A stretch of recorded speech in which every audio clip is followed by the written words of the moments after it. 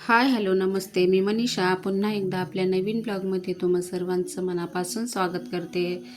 तर पाहू शकता इकडं मी आता सगळे कामं माझी झालेली आहेत घरातली. मुली कॉलेजला गेल्या आणि प्रज्वल आणि त्याचे पप्पा ते पण पुण्याला गेलेत प्रज्वलच्या कामासाठी. ऑफिसचं काम होतं त्यासाठी गेलेले आहेत.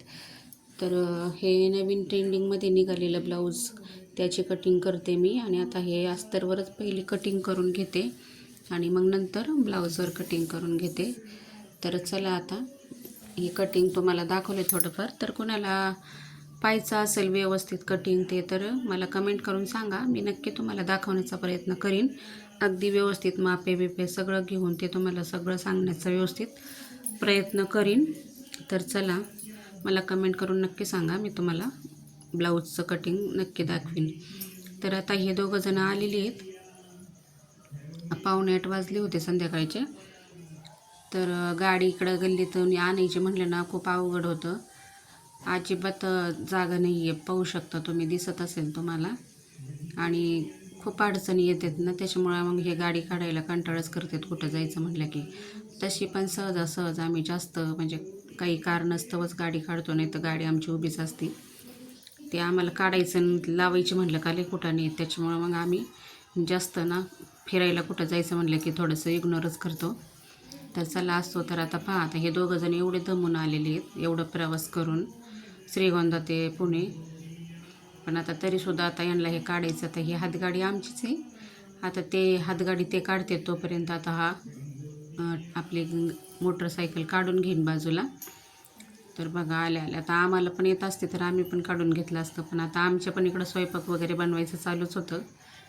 तर चला आता हे दोघंजण काढून घेतात. म्हणजे आलं ना कुठं बाहेरून की मग हो का हे उद्योग असतात, त्याच्यामुळं कंटाळा करतात गाडी काढायची म्हणलं का.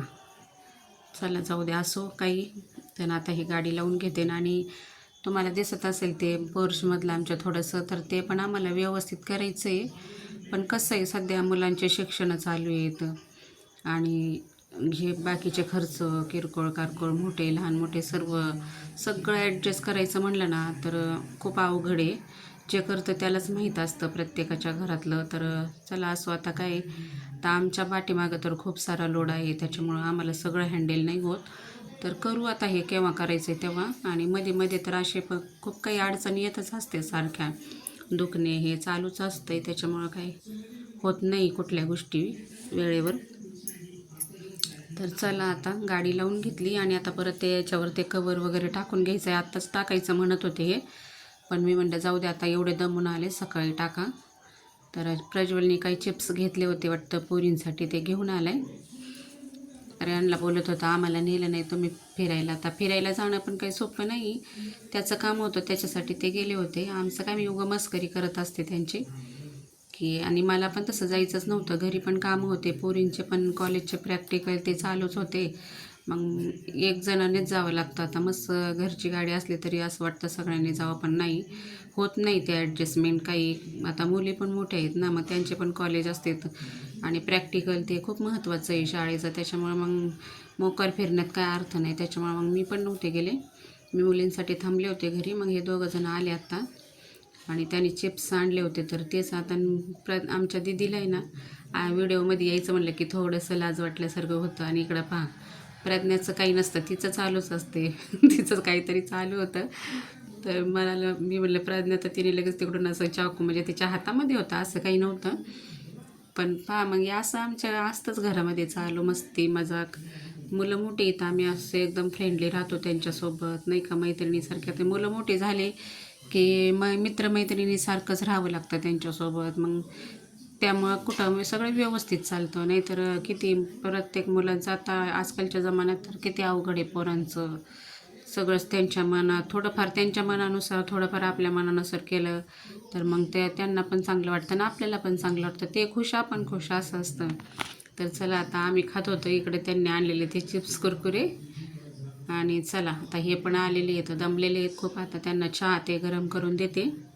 चहा ते बनवून ठेवला होता मी आणि जेवण पण बनवून झालेलं आहे. आता मग नंतर जेवणार आम्ही, पण पहिले चहा पाणी करून घेतो.